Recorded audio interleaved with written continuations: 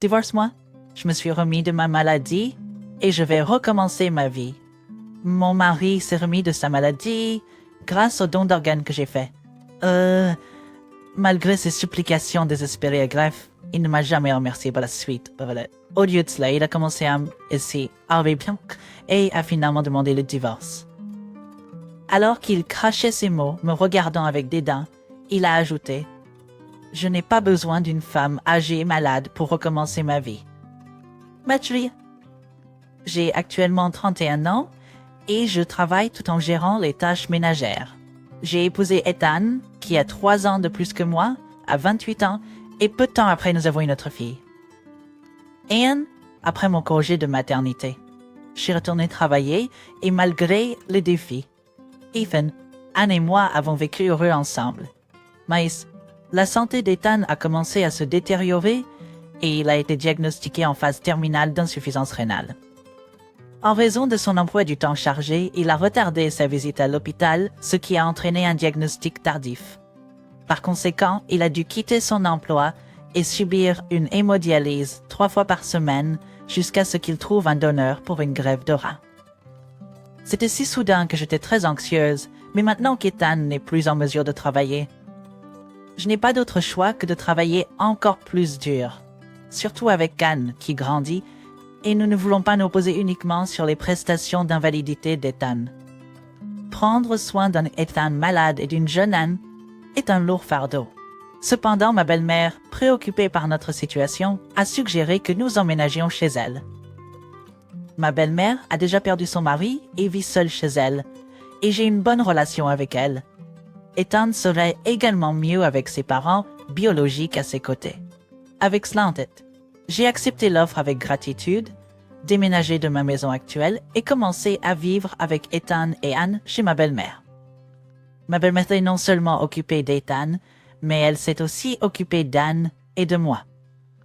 Elle m'aidait pour les tâches ménagères et allait chercher Anne à la garderie quand j'étais au travail. Ethan a d'abord essayé d'aider à la maison, mais a eu du mal avec les tâches ménagères et sa santé imprévisible. De plus, ça en a fait varier de joie. Les séances de dialyse duraient environ 4 à 5 heures à chaque fois, et la période de récupération était longue, environ 4 à 5 heures. Et pendant ces moments, ma belle-mère était notre principal soutien. Cependant, Ethan a commencé à compter davantage sur ma belle-mère et moi, nous laissant la plupart des responsabilités domestiques. Il a commencé à sortir plus fréquemment lors de ses bons jours. Lorsque je lui demandais où il allait, il répondait de manière désinvolte, juste pour changer d'air. N'est-ce pas acceptable? En tenant compte de son état de santé. J'ai pas poussé plus loin. Au fil du temps, ces sorties sont devenues plus fréquentes. Peu de temps après, nous avons trouvé un donneur pour la greffe de rein d'Ethan et il s'est avéré que c'était moi. Les examens médicaux ont indiqué que j'étais compatible et avec les supplications désespérées d'Ethan, j'ai décidé de donner un de mes reins. Après l'opération, la santé d'Ethan s'est améliorée. Cependant, moi, le donneur, ai développé une protéinurie pendant la période d'hospitalisation de plusieurs jours après la greffe. Le médecin m'a dit de ne pas trop consommer de protéines, car si la protéine dans mon urine empire, je pourrais développer une mythe cardiaque. Ainsi, avec l'aide de ma belle-mère, je suis la seule à manger un menu différent avec moins de protéines à chaque repas, à réduire le sel et à m'assurer de bien dormir. Je suis retournée au travail avec un sentiment de malaise, mais j'ai essayé d'améliorer mon mode de vie autant que possible. Après l'opération de greffe, ma condition physique a commencé à fluctuer, mais j'ai réussi à continuer à travailler comme avant. Quelques jours plus tard, Ethan est rentré à la maison. Lors de notre premier dîner en famille après sa sortie, il a demandé pourquoi je mangeais différemment. « Tu me dis de ne pas être difficile, pourtant tu manges ce que tu veux ?» Il a commencé à me réprimander à propos des complications post-opératoires et même de mon apparence. Il est vrai qu'il y a des moments où je ne peux pas beaucoup bouger car mon corps se sent lent ou j'ai mal à la tête. Aussi, mes mains, mes pieds et mon visage ont commencé à enfler. Cependant, Ethan a eu des problèmes similaires lorsqu'il était malade, donc je ne pouvais pas comprendre sa critique. Ma belle-mère a essayé de le calmer et a expliqué ma situation de santé, mais il n'écoutait pas. Au lieu de cela, il a crié « Éloigne-toi de moi, tu pourrais me transmettre ta maladie. » Ta maladie sur notre jeune tante est restée là, terrifiée devant son père, soudainement furieux, sentant la tension. Bien qu'elle soit encore jeune, elle a dû deviner l'atmosphère dangereuse. Pendant le dîner, ma fille n'a pas dit un mot. Elle a joué silencieusement avec sa fourchette et son couteau, n'étant clairement pas encore habituée à les utiliser. Mais au moment où Ethan a élevé la voix, elle s'est arrêtée et a regardé son père, puis a rapidement baissé la tête, comme si elle allait pleurer. C'est à ce moment-là que ma belle-mère s'est levée et l'a doucement embrassée. Si je répliquais à Ethan, il crierait sûrement à nouveau contre moi. J'avais peur que cela le fasse pleurer cette fois. Alors, je suis restée tranquille au moins jusqu'à ce que j'ai fini de manger.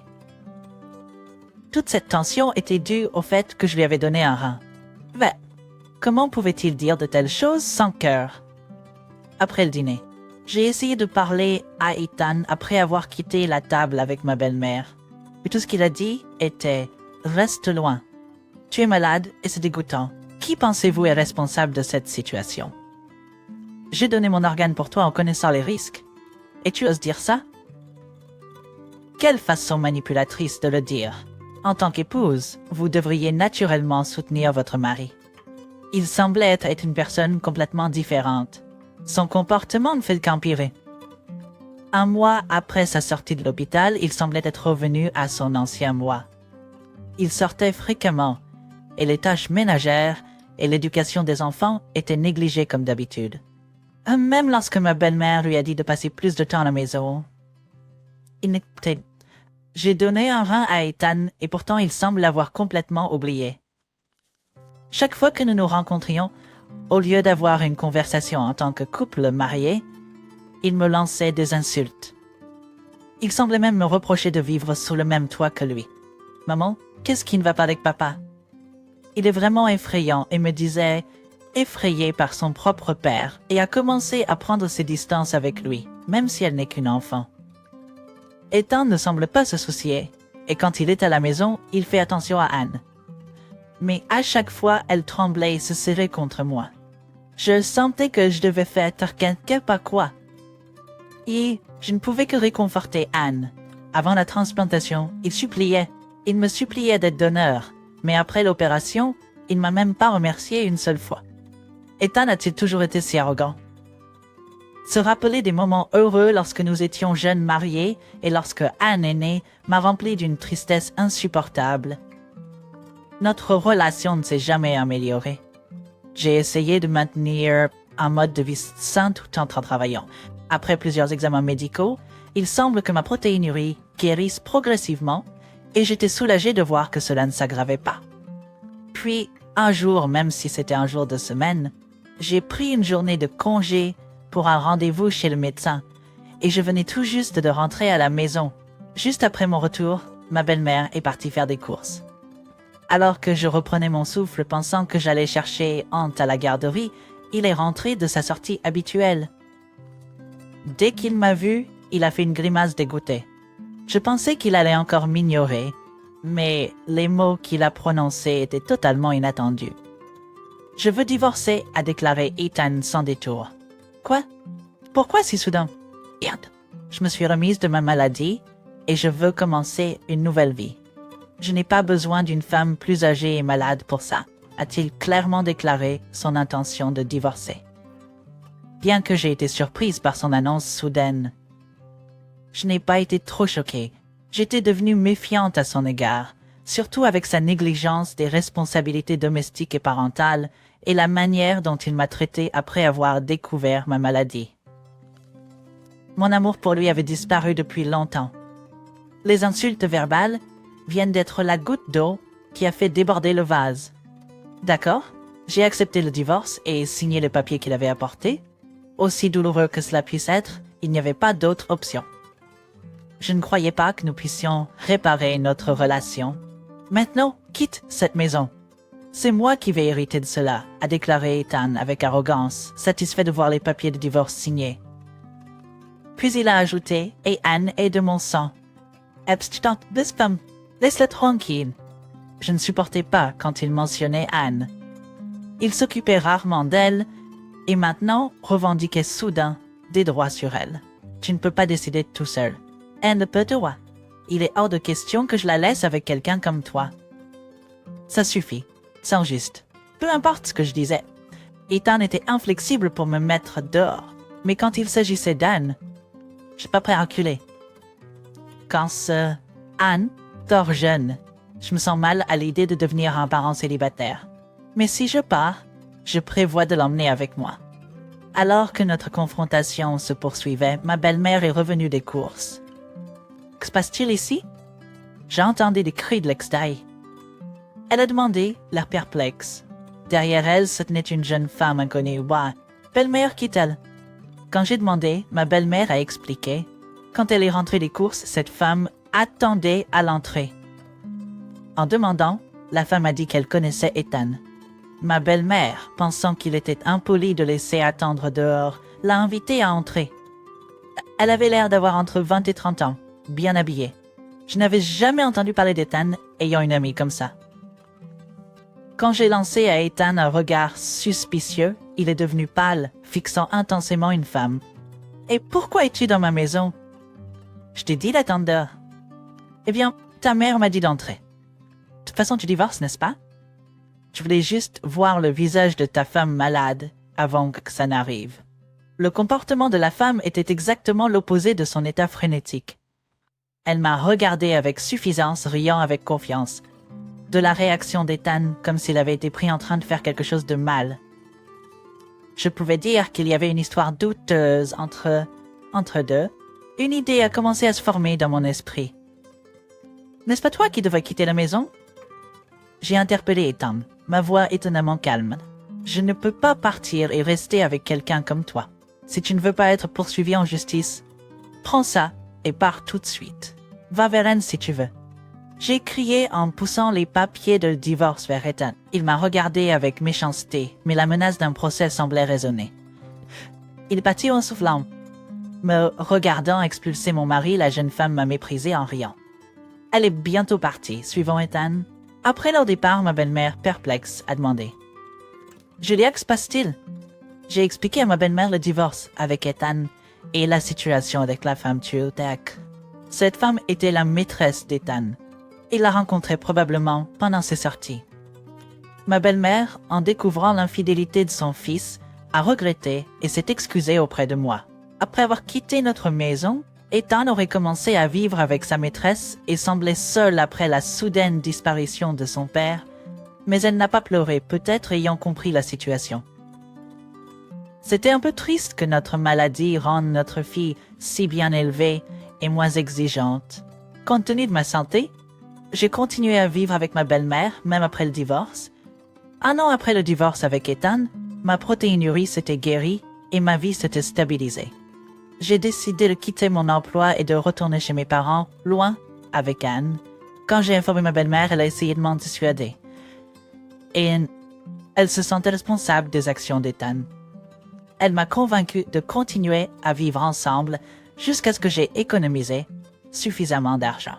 Je me demandais comment Ethan pouvait être si égoïste, alors que sa mère était si attentionnée envers moi et Anne.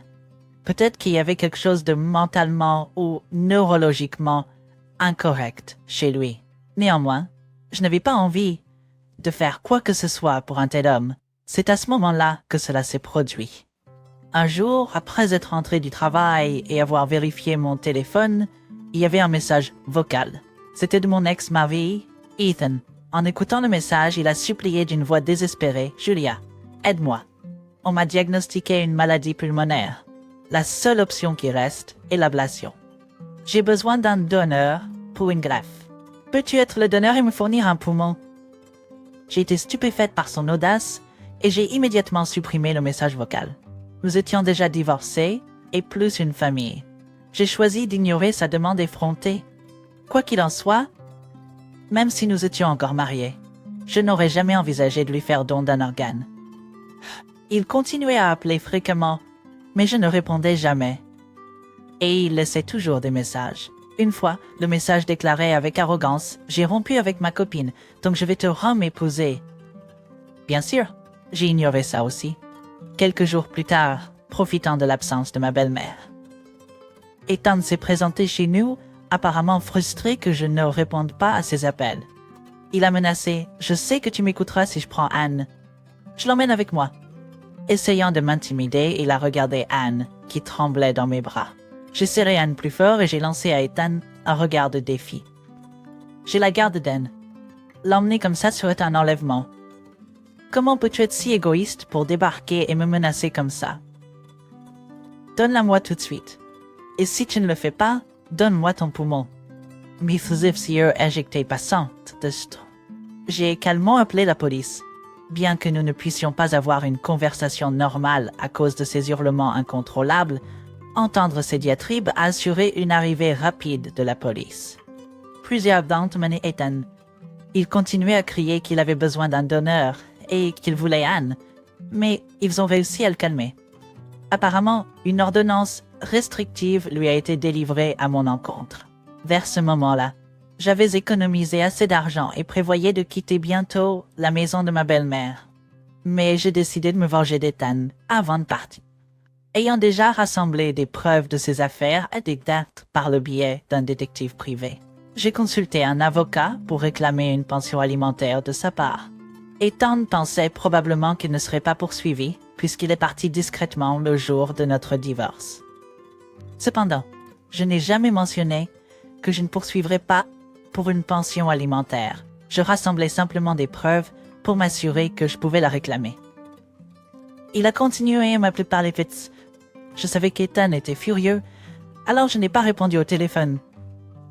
Bien sûr, il y avait un message vocal laissé, protestant la pension alimentaire et me demandant d'être donneuse pour une greffe de poumon.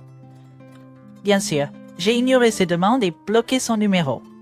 Après cela, j'ai loué un endroit à bonne distance de mes beaux-parents et j'ai commencé à vivre avec Anne. Ma belle-mère adore Anne et j'aimerais entretenir une relation avec elle à l'avenir. Un jour, en nous rendant visite, ma belle-mère a mentionné mon ex-mari. Apparemment, Ethan a une maladie pulmonaire nouvellement diagnostiquée, ne peut pas travailler et a du mal à payer la pension alimentaire, tout en étant terrifié à l'idée d'attendre une greffe. La jeune femme qui me méprisait et riait apparemment a fait ses bagages et est partie dès le lendemain après qu'Ethan lui a demandé d'être donneuse. Cela dit, j'ai un détective privé qui connaît son adresse et puisqu'elle a accepté facilement la pension alimentaire après que j'ai menacé d'intenter une action en justice, elle ne représente plus un problème pour moi maintenant. Je n'ai pas laissé Anne le voir depuis le jour où il s'est présenté chez nous. Quelle que soit sa situation, il ne paie pas de pension alimentaire et a essayé de prendre notre fille de force. Il n'y a aucune raison pour qu'Anne voie un tel homme. J'espère continuer ma relation avec ma belle-mère, mais je doute que j'interagirai à nouveau avec Ethan. J'ai hâte de voir Anne grandir paisiblement aux côtés de ma belle-mère. Merci d'avoir regardé la vidéo jusqu'au bout. Si le contenu vous a parlé, veuillez laisser une note positive et un commentaire.